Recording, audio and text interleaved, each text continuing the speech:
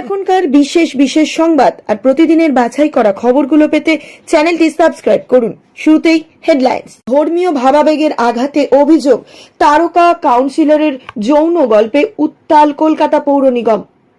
রাজ্যকে অন্ধকারে রেখে নিষ্ক্রিয় করা হচ্ছে আধার, প্রতিবাদ করে মোদীকে চিঠি মমতার। পথ হারিয়ে গুজরাট থেকে কলকাতায় 11 বছর পর সুস্থ হয়ে বাড়ির পথে গোধরার গীতা। পিস রুমের পর সেফ হোম, সন্দেশখালী নির্যাতিতাদের জন্য রাজভবনে থাকার ব্যবস্থা। মুখ্যমন্ত্রী না চাইলে শাহজাহান গ্রেপ্তার হবেন না। তীব্র আক্রমণ নওশাদের। রাম মন্দির অনুষ্ঠানে আমন্ত্রণ পেলেন না অনগ্রসর দলিতরা। মোদীর নিন্দায় সরব রাহুল। ঘোড়া কেনাবেচা চলছে, নির্বাচনী অফিসারের বিরুদ্ধে মামলা করা উচিত সুপ্রিম কোর্ট।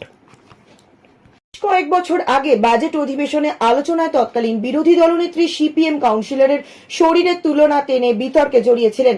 সোমবার পৌর নিগমের সেই বাজেট অধিবেশনে এই গল্প শুনিয়ে শিরোনামে তৃণমূল কাউন্সিলর অনন্যা বন্দ্যোপাধ্যায়। এই গল্প নিছক গল্প নয়, নির্দিষ্ট একটি সম্প্রদায়কে সামনে রেখে গল্পের পরতে পরতে রয়েছে যৌনতা। ধর্মগুরু এবং প্রব্রাজিকার সেই মুচমুচে গল্প খুব স্বাভাবিকভাবেই পছন্দ হয়নি বিরোধীদের। ধর্মীয় ভাবাবেগে আঘাতের অভিযোগ তুলে চেয়ারপারসন মালা রায়কে গল্পের অংশ অভিনেত্রী কাউন্সিলরের ভাষণ থেকে বাদ দেওয়ার দাবি জানান বিজেপি কাউন্সিলররা। এমনকি সংশ্লিষ্ট কাউন্সিলরের বিরুদ্ধে ব্যবস্থা নেওয়া হবে এমনটাও জানালেন। এদিন বাজেট নিয়ে ব্যাখ্যা করতে উঠে তৃণমূল কাউন্সিলর অনন্যা বন্দ্যোপাধ্যায় একটি গল্পের উদাহরণ দেন। একটি বিশেষ ধর্মগুরু ও প্রব্রাজিকার মধ্যে যৌন আবেদনের সেই গল্পের মতোই বাজেট, এমনই দাবি করেন অনন্যা বন্দ্যোপাধ্যায়। এই গল্পে সংশ্লিষ্ট ধর্মগ্রন্থের 112 অনুচ্ছেদের তুলনা টেনে 112 কোটি টাকা ঘাটতির কথা বোঝান। তৃণমূল কাউন্সিলরের বক্তব্যের মাঝে বাধা না দিলেও বক্তব্য শেষে বিজেপি কাউন্সিলর সজল ঘোষ ও বিজয় ওঝা উঠে অনন্যার গল্পের তীব্র আপত্তি জানান। ধর্মীয় ভাবাবেগে আঘাতের অভিযোগ তুলে এই অংশ অধিবেশনের মিনিটস থেকে বাদ দেওয়ার দাবি করা হয়। নবান্নে দুপুরে সাংবাদিক সম্মেলন করে জানিয়েছিলেন আধার কার্ড বাতিল নিয়ে প্রধানমন্ত্রী নরেন্দ্র মোদীকে চিঠি লিখবেন। কয়েক ঘন্টার মধ্যেই আধারের বিষয়ে প্রধানমন্ত্রীর হস্তক্ষেপ নিয়ে চিঠি দিলেন রাজ্যের মুখ্যমন্ত্রী মমতা বন্দ্যোপাধ্যায়। মূলত এই চিঠিতে রাজ্যের বিভিন্ন প্রান্তে সাধারণ মানুষ আধার কার্ড বাতিল হওয়ার কারণে যে অসুবিধায় পড়েছেন সেই বিষয়টি প্রধানমন্ত্রীর কাছে সবিস্তারে তুলে ধরেছেন মুখ্যমন্ত্রী। একই সঙ্গে এই বিষয়ে যে রাজ্য সরকার অন্ধকারে রয়েছে তাও জানাতে ভোলেননি বাংলার মুখ্যমন্ত্রী। এই চিঠিতে মুখ্যমন্ত্রী মমতা বন্দ্যোপাধ্যায় লিখেছেন, কোনো তদন্ত না করে, কারোর সঙ্গে কথা না বলে এবং রাজ্য সরকারকে অবগত না করে কারোর আধার কার্ড নিষ্ক্রিয় করার বিষয়ে জানিয়ে সরাসরি চিঠি দিচ্ছে দিল্লিতে ইউএডিআই এর প্রধান কার্যালয়। নাগরিকদের তাদের বক্তব্য জানানোর সুযোগ না দিয়ে আধার কার্ড নিষ্ক্রিয় করে দেওয়া এই সংক্রান্ত আইনের 29(1) ধারার চরম উল্লঙ্ঘন। আর সেই কারণেই প্রধানমন্ত্রী মোদীর হস্তক্ষেপ চেয়েছেন মমতা বন্দ্যোপাধ্যায়। রাখলেন রাজ্যপাল। রাজ্যভবনের সেফ হোম সন্দেশখালীর মহিলাদের জন্য চালু হলো সোমবার থেকেই। দিন কয়েক আগে রাজ্যপাল সন্দেশখালী গিয়ে মহিলাদের সঙ্গে কথা বলেছিলেন। সেখানেই তিনি আশ্বাস দিয়েছিলেন রাজভবনে সেফ হোম হবে তাদের জন্য। আর সেই মতোই রাজ্যপাল সিভি আনন্দ বোস কথা রাখলেন। আজ থেকে সন্দেশখালীর মহিলাদের জন্য চালু করে দিলেন সেফ হোম। প্রাথমিকভাবে রাজভবনের মার্বেল হাউসের পাশে 3টি ঘরে পিস রুম বা সেফ হোমের ব্যবস্থা তৈরি করা হয়েছে। সন্দেশখালী নির্যাতিতা মহিলারা চাইলেই সেই সেফ হোমে এসে থাকতে পারেন। থাকা খাওয়া থেকে নিরাপত্তা যাবতীয় ব্যবস্থা করবে রাজভবন। রাজ্যপালের ওএসডি সন্দীপ রাজপুত বলেন, রাজ্যপালের নির্দেশেই এই সেফ হোমের ব্যবস্থা করা হয়েছে। প্রাথমিকভাবে 3টি সেফ হোম খোলা হয়েছে। প্রয়োজনের খাতিরে সেফ হোমের সংখ্যা বাড়ানো যেতে পারে। এই সেফ হোম খোলার বিষয়ে রাজ্যপাল নিজেই উদ্যোগী হয়েছেন। এরপর তিনি বলেন, কারণ সন্দেশখালীতে গিয়ে সেখানকার নির্যাতিতা মহিলাদের সঙ্গে কথা বলেছিলেন রাজ্যপাল সিভি আনন্দ বোস। সেখানকার মহিলারা নিজেদের সমস্যার কথা জানানোর পাশাপাশি রাজ্যপালের হাতে রাখিও বেঁধেছিলেন। তখনই রাজ্যপাল কথা দিয়েছিলেন তিনি বাংলার মা বোনেদের নিরাপত্তার জন্য রাজভবনের শান্তি কক্ষের বা সেফ হোমের ব্যবস্থা করবেন। সেই কথা রাখলেন রাজ্যপাল নিজেই। খালি কাণ্ডে অন্যতম অভিযুক্ত শেখ শাহজাহান এখনো অধরা। তাকে টার্গেট করা হচ্ছে বলে বিধানসভায় দাঁড়িয়ে দাবি করেছেন মুখ্যমন্ত্রী মমতা বন্দ্যোপাধ্যায়। এই বিষয়ে সোমবার মুখ খুললেন আইএসএফ বিধায়ক নওশাদ সিদ্দিকী। তার দাবি, সামনে লোকসভা ভোট, এই কারণেই শেখ শাহজাহান অধরা। কারণ তার মতন নেতাদের দিয়ে ভোট না করিয়ে এখন ক্ষমতায় থাকতে চাইছেন মমতা বন্দ্যোপাধ্যায়। সংখ্যালঘুদের তো দুধেল গাই বলে মনে করেন মুখ্যমন্ত্রী। শেখ শাহজাহানের মতন দুধের গাইয়েরা যতদিন দুধ দেবে ততদিনই অধরায় থাকবেন। দুধ দেওয়া বন্ধ হলে তাকে তাড়িয়ে দেওয়া হবে। এই কারণেই রাজ্য পুলিশের শীর্ষ মমতা বন্দ্যোপাধ্যায় চাননি বলেই এখন গ্রেপ্তার হননি শাহজাহান। যতদিন পর্যন্ত মমতা বন্দ্যোপাধ্যায় চাইবেন না ততদিন শেখ শাহজাহান গ্রেপ্তারও হবেন না। সন্দেশখালী ইস্যুতে সোমবার মুখ্যমন্ত্রী মমতা বন্দ্যোপাধ্যায় বলেন, বিজেপি ডার্টি গেম খেলছে। তাকে কটাক্ষ করে নওশাদ এদিন বলেন, মমতা বন্দ্যোপাধ্যায় যতই মুখে বিজেপির বিরুদ্ধে বলুক না কেন, তার মনে কিন্তু লাড্ডু ফুটছে। মোহন ভগবতের সঙ্গে সরকারের থাকার সময় মনে ছিল না, কারণ তিনি চান বিজেপি আদিবাসী সংখ্যালঘুদের বিরুদ্ধে বলুক, এই কমিউনিটির মানুষেরা ভয়ে থাকুক। উনি এটাই চান, তাহলে ওনার ভোট করাতে সুবিধা হবে। মমতা বন্দ্যোপাধ্যায়ের মুখে সংখ্যালঘু আদিবাসীদের নিয়ে বড় বড় কথা, কিন্তু যখন পুলিশ আদিবাসী মেয়ের উপর অত্যাচার করলো তখন কি করছিলেন পুলিশ মন্ত্রী? কেন এখনো আনিস খানের খুনিরা অধরা?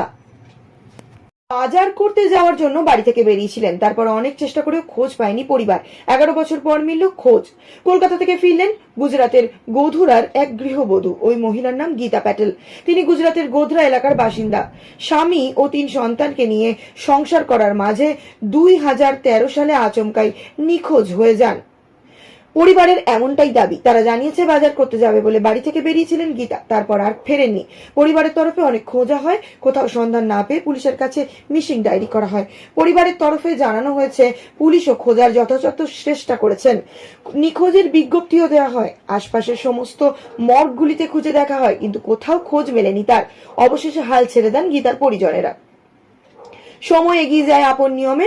2013 সালের আগের স্মৃতি ফিরে পেতে 11 বছর কেটে যায় গীতার। যদিও তার সুস্থ হয়ে ওঠার নেপথ্যের কারিগর মানসিক চিকিৎসায় কলকাতার সরকারি হাসপাতাল পাভলভ কর্তৃপক্ষ।